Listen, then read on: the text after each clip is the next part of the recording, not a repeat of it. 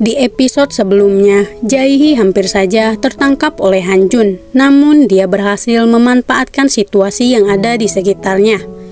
Jae-hee melemparkan sepatu pada Han Jun, sehingga dengan mudah dia meloloskan diri. Kemudian, Jae-hee dan yang lainnya berusaha memecahkan kasus tabrak lari yang menurutnya itu bukanlah sekedar tabrak lari biasa. Dia bersama polisi lainnya mencari tahu siapa saja mobil yang melintas saat di daerah tersebut. Tak lama kemudian dia menemukan orang tersebut, yaitu Geong-ho. Tapi polisi sudah tak asing dengan orang itu. Bukan kali pertama Geong-ho melakukan kejahatan. Sebelumnya dia adalah seorang pembunuh. Namun dia dibebaskan begitu saja karena dia adalah seorang konglomerat. Dengan mudahnya memanipulasi kejahatan. Dengan menyuap para polisi korup. Di tempat lain, Dukun Nam mendatangi Geong-ho untuk membantunya dalam masalah tersebut. Lalu, Dukun Nam mulai melakukan ritualnya guna menarik perhatian mereka agar mereka itu mempercayai ucapannya. Tapi, 2 jam sebelumnya, Han Jun telah menghafalkan semua peristiwa kejahatan yang dilakukan oleh Geong-ho. Seperti dia ini seakan-akan ada di lokasi kejadian saat pembunuhan terjadi, di mana Geong-ho telah membunuh selingkuhannya. Besar kemungkinan dia akan segera ditangkap oleh polisi dengan banyaknya sidik jari yang menempel pada korban. Dengan prediksi Dukun Nam membuat Geong-ho sangatlah takjub bahwa tak ada satupun yang mengetahui peristiwa tersebut. Tapi Dukun Nam mampu mengetahui setiap detail kejadian itu terjadi sehingga Geong-ho mempercayainya dan meminta bantuannya. Oleh karena itu, Dukun Nam meminta Geong-ho untuk berhenti melakukan kejahatan yang akan merugikannya. Satu kesalahan lagi, Dukun Nam tidak akan bisa membantunya lagi karena banyaknya kejahatan yang sering dilakukan oleh Geong-ho. Tak mampu untuk ditutupi lagi. Oleh sebab itu, kali ini Geong-ho harus mengikuti instruksinya untuk menyerahkan diri pada kepolisian. Lalu, Dukun Nam nantinya akan membebaskannya. Keesokan paginya, para polisi menangkap Geong-ho sebelum dia akan menyerahkan pada polisi. Polisi itu lebih dulu menangkap paksa Geong-ho.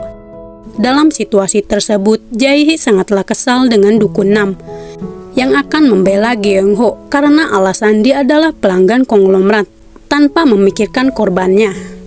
Dari sinilah Han Jun mengetahui jika penggemar gila itu adalah Jae-hee dengan perilaku Jae-hee menanyakan bukti. Sementara itu, Han Jun dengan pedenya mengakui memang dirinya sangatlah keren dan ganteng. Meski dia adalah seorang dukun, tak menutup kemungkinan bahwa Han Jun digilai oleh para wanita. Sontak saja, Jae-hee sangat kesal dengan tingkah laku Han Jun yang sangat kepedean. Tak berselang lama, Dukun Nam datang ke kantor polisi untuk membebaskan Geong-ho. Dengan keterampilan berbicaranya, Dukun Nam mampu mengetahui bahwa mereka melakukan hal ilegal sebelum surat penangkapan dikeluarkan. Guang Tai telah menerima bukti kejahatan Geong-ho, sehingga membuat para polisi tersebut tak bisa berkata-kata. Dengan semua perkataan Dukun Nam memanglah benar, bahwa kamera dashboard tiba terlebih dulu sebelum surat penangkapan dikeluarkan. Meski angka selisihnya hanya beda tipis, sekitar 1 menitan, tetap saja polisi akan dianggap memakai bukti ilegal. Dengan berat hati mereka harus segera membebaskan Geong-ho. Tapi tetap saja tindakan Geong-ho itu tidak dibenarkan oleh Dukun Nam. Ia tetaplah bersalah, tanpa pernah memikirkan para korbannya dengan nasib mereka. Tak lama kemudian, Jae-hee mendatangi Han Jun seperti hantu. Dia mengetahui jika itu semua adalah ulah Han Jun yang memberikan kamera dashboard untuk bisa membebaskan Geong-ho. Lalu Shin memperlihatkan Jae-hee kecil belajar bela diri dengan Han Jun, yang ternyata Han Jun ini adalah seorang polisi di masa lalu yang membela keadilan, sehingga Jae-hee kecil sangatlah mengagumi sosoknya. Dengan Han Jun adalah seorang polisi, ia juga bertekad akan menjadi seorang polisi yang adil. Tapi dalam latihan bela diri itu, Jae-hee tak bisa menumbangkan Han Jun. Mereka sama-sama kuat, tapi tetap saja Han Jun pemenangnya. Sayangnya, kini situasi telah berubah. Jae-hee tak lagi mengagumi sosok Han Jun, melainkan dia sekarang sangatlah membencinya. Dengan amarah yang memuncak, Jae-hee langsung menumbangkan Han Jun. Kali ini dia mampu mengalahkannya. Selain itu, Jae-hee akan menghancurkan Han Jun dengan tangannya sendiri. Sementara itu, atasan Jae-hee merasa kesal dengan Geong-ho dibebaskan kembali dalam waktu beberapa jam, yang membuat citra polisi menjadi jelek di mata publik. Walau Jae-hee mendapatkan surat perintah penangkapan dari Cha Do-won, si julukan banyak bicara, tetap saja Geong-ho dibebaskan dengan mudah. Selain itu, Pajang dan Jae-hee sangatlah benci dengan Dukun Nam yang akan mengajak perang menurut Jae-hee. Kini Jae-hee dan Pajang bekerja sama untuk menangkap Geong-ho kembali. Di malam harinya, Han Jun tidak bisa tidur setelah kejadian tadi siang bersama Jae-hee. Lalu dia bersama yang lainnya merencanakan sesuatu untuk Jae-hee agar tidak dihukum oleh atasannya mengenai kasus Geong-ho.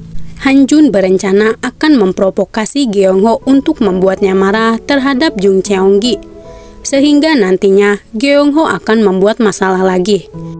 Oleh sebab itu, mereka memanfaatkan situasi kesempatan tersebut untuk memanfaatkan keadaan yang ada, membuat kesepakatan dengan Jung Cheong-gi.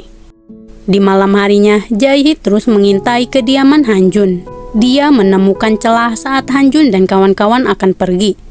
Dengan mudahnya, dia memasuki rumah Han Jun.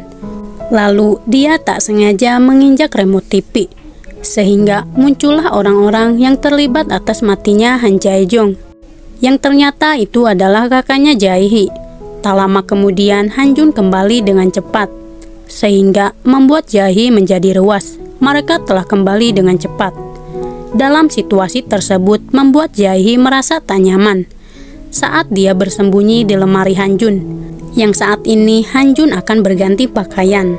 Naasnya, HP Jae-hee berbunyi, yang membuat kecurigaan oleh Han Jun. Sontak saja Han Jun mencoba memastikan bunyi HP tersebut. Tak lama kemudian, ia mengetahui bahwa itu adalah penggemar gila yang berada di dalam lemari. Terima kasih buat kalian yang sudah menontonnya sampai habis. Sampai jumpa di video selanjutnya.